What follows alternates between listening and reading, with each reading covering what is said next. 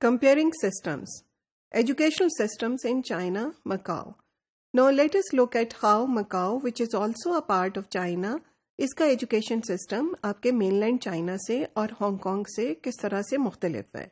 अब मकाओ एक बहुत छोटी सी जगह है जो कि it is spread over 28 square kilometres only, और until 1557 it was a Portuguese की कॉलोनी, पोर्चुगल की कॉलोनी रह चुकी हुई है। Now, although there are serious efforts to develop a uniform education system in Macau, yet we will see that there are significant differences in the educational system over here. So, 1557 में Portugal के साथ था, और जब ये Portugal के साथ था तो यहाँ पे एजुकेशन पे बहुत ज़्यादा काम नहीं हुआ था। तो जो स्कूल्स थे वो there was only 10% of the school, वो केटर करते थे सिर्फ 10% ऑफ द पॉपुलेशन पे। बाकी लोग या तो गवर्नमेंट कुछ प्राइवेट स्कूल्स में जाते थे या वो स्कूल जाते ही नहीं थे। 1990s में आपका ये it became a part of China. इसको भी हम सार्स कहते हैं, हांगकांग की तरह स्पेशल एडमिनिस्ट्रेटिव रीजन है ये भी। और इसके अंदर जैसे हमने इसको समझने के लिए ज़रूरी है कि ये देखा जाए कि इस तरह के जो रीजन होते हैं उनकी अपनी करेंसी होती है, इनका अपना लीगल सिस्टम होता है, and they have some control over the education policy.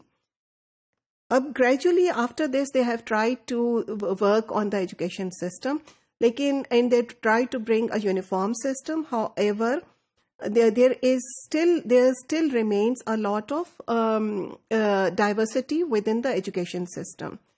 अब कुछ में अभी तक जैसे कि चला आ रहा था कॉलोनियल टाइम से पोर्चुगीज करिकुलम ही चल रहा है, कुछ में एंग्लो सैक्सन करिकुलम चल रहा है, और कुछ में चाइना का अपना मेन ट्रेडिशनल जो है वो करिकुलम चल रहा है।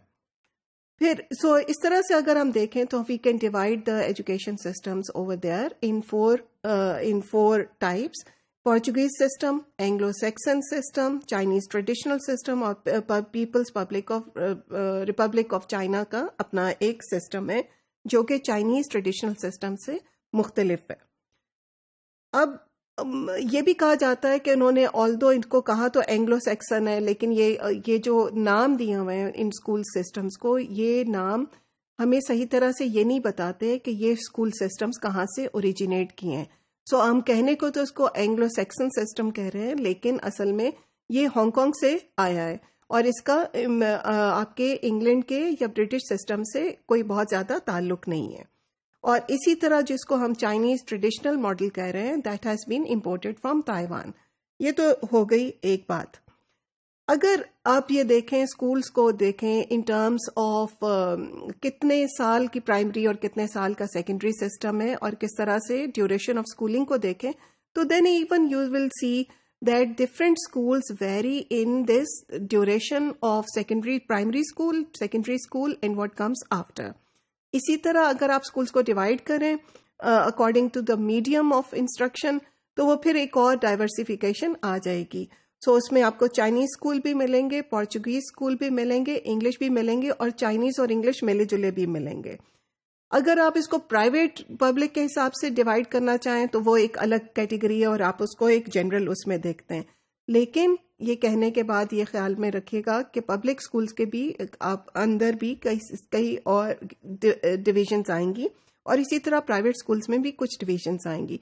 जैसे कि कुछ स्कूल यहाँ ऐसे भी हैं जो कि रिलीजियस, आपकी जो कैथोलिक स्कूल्स हैं, रिलीजियस चर्च वगैरह जो उसको चला रहे हैं।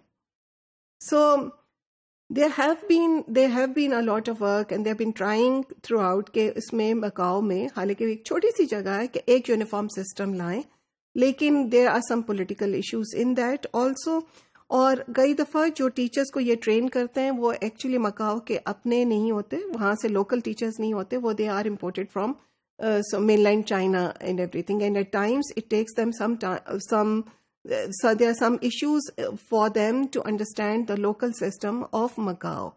तो in any case कहने को हम फिर वही कहेंगे कि ये चाइनीज एजुकेशन सिस्टम का हम कंपैरिजन कर रहे हैं यूएस के एजुकेशन सिस्टम से। तो समझने की बात यह है कि जब आप एजुकेशन सिस्टम्स के रिलेटेड कोई रिसर्च पढ़ें या देखें तो ये देखें कि ये systems within the same country also are very diversified. तो वो बहुत क्लियरली आपको पता होना चाहिए कि आप कौन से हिस्से का एजुकेशन सिस्टम, कौन से पार्ट का जो है वो उसको कंपेयर कर रहे हो किसी और पार्ट से, और उसको उस डिफरेंस को कैसे डिफाइन कर रहे हो, लैंग्वेज के बेसिस पे कर रहे हो, मैनेजमेंट के सिस्टम पे कर रहे हो, या उसको किस तरीके से कर रहे हो।